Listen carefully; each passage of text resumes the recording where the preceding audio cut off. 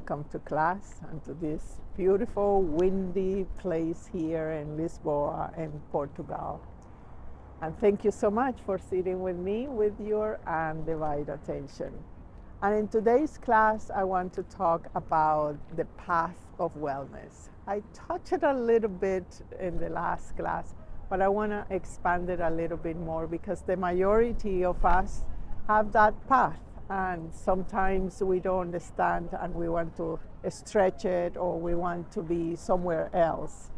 So what is the path of wellness? Path of wellness is when you start having confronted by your choices in life. And the choices of life can be of two types. One, the ones that are immediate to you and to your reality, or the ones that are karmic, the ones that you have accumulated actions and reactions that are unresolved. So when that starts to pile up, you start feeling out of center. You start feeling that, oh, my life has no meaning, I have no inner connection, illness may come, transitions in your life, maybe a divorce, maybe a new kid, maybe a change of location in your life. All that is symbolizing certain, that your life seems bigger than you. And then you feel uncomfortable. You feel like, oh, what I should do? Maybe I should initiate a spiritual path so I can be well. And then you find, not by coincidence, by merit, you find a teacher or a guide or a healer or a friend that says, oh, well, we don't go out to this yoga class, or why we don't read this scriptures, or why we don't go to this place or have a retreat. And that will be life-changing for you. That is say, okay, everything is put in order, you feel self-connected, you feel more strong to go into your life and face what is it that you need to organize and change the point of view that make you more wider perception. So in the path of wellness, you need to look for three things. Number one is all about level of perception or consciousness. What is it that you do every day in a conscious way to maintain that inner connection? Because the no path is the path of unconsciousness. It's where you are just repeating things over your life. You born, you grow, go to school, have teenager experiences, get married, have kids, get the bank account stable, have an amazing job or no job at all, and you die. So that is unconscious. You don't have any deep purpose or meaning. In the path of wellness, you start a little bit of that, what is it that I am doing and how I am doing it. And in that questioning, you have a number two. That is, do not approach the consciousness with logic. Consciousness only really comes through a series of initiations when you have the experience. Then after that you have the experience, you observe it with kindness and say, wow, I did that to myself and it was great. And I feel proud that I gave that to myself. You have no value, no judgment over your experience. And then you extract the lesson that that experience gives you, a sense of what did you learn. And in that wellness, where you have no judgment over your experiences, you start having some kind of feeding. You feed yourself with the knowledge that comes with the experience. And in number three is then the ability to let go the experience, where you're not saying, oh, I want to repeat the same thing, I want to have the expectation of how a man or a woman should be, how your job should be. It will come your way if you are connected. That inner connection is really a path of wellness. It's where all the inspiration will come forward and you will have clarity to decide and choose. And in here, in the path of wellness is about remembering that you already have written why you're here, that you don't need to work so hard and learning, because everything is kind of pre-written and in one coming from your karmic actions, past actions, or actions that are incomplete or that they need to be reviewed, or things that are just simply the law of the universe, that anything you put out, it comes back. So that in that recycling you are living, you having some kind of awareness. And in the moment we give awareness to our karmic traces, then the path of wellness flow easily and effortlessly.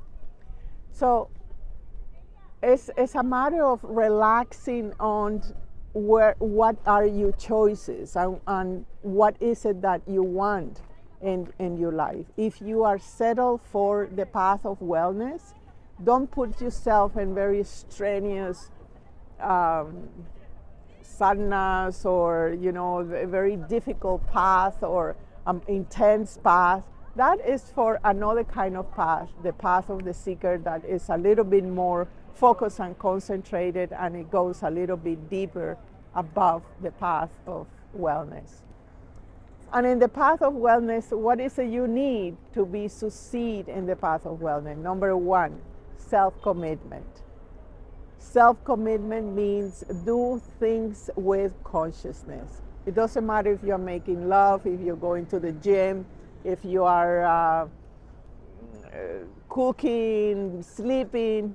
Be conscious of what and with what is it that you are, with what intention you are doing it, right? It's not like I can be making love with the intention of glorifying myself, or I can be cooking with the idea that, oh, I want others to approve my cooking, rather than say, oh, this is my love to feed others and to have that joy. So in that purity of action, the path of wellness is very fulfilling, because you don't have the expectation. It's clean, it's humble. When I visit people in different parts of the world and I see a path of wellness in very remote villages, we just came up from the Himalayas, and they just grow their food, make the fire, cook for the family, and it seems so repetitive, but it's simple. They may or may not have the awareness, and that's what it makes their life and their path richer or not. If it's no awareness, then it's just a loop of karmic actions with no really any meaning or sense. When it's awareness, you have, especially the feminine, you have depths, and it's not about questioning everything. It's about simply enjoying what you are living without maintaining the inner connection. Basically, that's what it is. Maintaining the inner connection, where you receive the information every day of what is it you are doing, how you are doing, and you are enjoying your life. So the path of wellness is the common path for everybody. Doesn't matter what religion you choose, what husband you choose.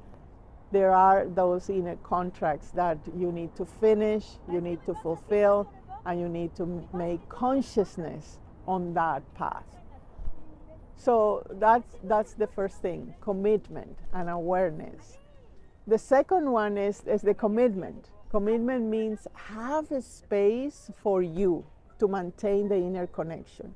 Go for a retreat, meditate, do your daily breathing. That it really helps to maintain that space, that inner space, where you can assess and metabolize and digest your experiences. Remember, in the path of wellness, all you need is to you be bigger than your life. Otherwise, life it becomes like a big monster and you cannot handle it and you feel overwhelmed and so on and so forth. So how to do that is maintaining self-commitment every day, meaning put first yourself, then the family, then the job. Don't reverse the order for inner connection. Otherwise, the experiences will take you and suck you in, and you think that, oh, I am the experience, I am inside, I cannot get out of it. But really, that's not the case. Commitment to your daily practice is vital, whatever practice you choose to have. And the third one is clan. The clan, what kind of people do you choose to be surrounded by? What is the family that makes you that supports you in that way? You know, so you need a clan, either a spiritual family or people that vibrate with the same goals and vibration of you, frequency that you. It's important to feel supported. Choose something that resonates with you and interact. Offer your own skills, offer your points of view, and enrich that collective that vibrate with you. All of us need to feel supported, and we look to be supported, but we don't make the right choices to be supported. Sometimes we choose things that are more struggling, that are not really necessary. Remember, any problems you have in the path of wellness is about transformation. And the transformation point to one thing, and is I have created this experience for my well-being, for my understanding that is different of what I have. Any challenge that you have is just saying to you, please change your point of view, look at yourself and the world in a different way. So in that way, you accept better the challenges in the path of wellness, and you don't need to overstress yourself with spiritual work or anything like that. This is a common human path. Everybody should look for the path of wellness, just to be well, just to be happy, just to be a better human being. That is simply the bottom line of your experiences. Thank you so much for sitting with me again in this beautiful plaza here in Lisboa, and I will see you in our next class. Namaste.